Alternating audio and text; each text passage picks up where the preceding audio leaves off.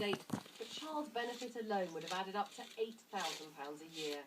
Now, the Chancellor has waded in. On a visit to Derby today, he was asked whether the welfare system played a part in what happened. Philpott is responsible for these absolutely horrendous crimes, and these are crimes that have shocked the nation. The courts are responsible for sentencing him, but I think there is a question for government and for society about the welfare state and the taxpayers who pay for the welfare state subsidising lifestyles like that, and I think that debate needs to be had. The benefits bill is a huge part of government spending. Last year it was £211 billion. Almost half of that, £109 billion, was spent on pensioners. When it comes to large families claiming out-of-work benefits, there are just 180 with 10 children or more, but 40,000 families have 5 or more children.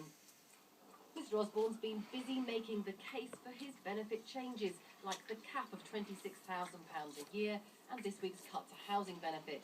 But some Labour MPs say the Chancellor's comments on the case of Mick Philpott are demonising the poor.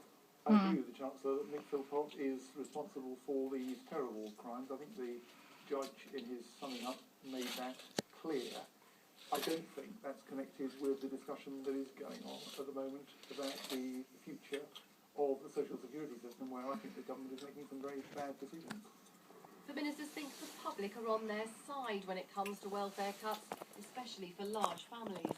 Even if numerically there are not that many of those instances, they serve as a sort of signal that something is wrong with the welfare system, and they are a way of encapsulating people's concerns about free riders, people getting something for nothing, people swinging the lead.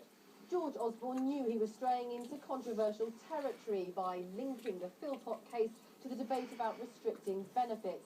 He's been accused of exploiting the deaths of 6 children, but he wants to put Labour on the spot about their refusal to back welfare changes. Vicky Young, BBC News, Westminster. And Ross Hawkins, our political correspondent, is in Westminster for us this evening to talk about this some more. Ross, it's clear that a lot of people are Labour's not backing him. At the way See? Mick Philpott used the benefit system. But do you think the Chancellor would have anticipated that many people are also rather disturbed about how he has drawn this case into the discussions on benefits? Would he have anticipated Labour's response, the sort of things that have been said? Yes, absolutely, it would have been worked into his calculations. It is interesting, I think.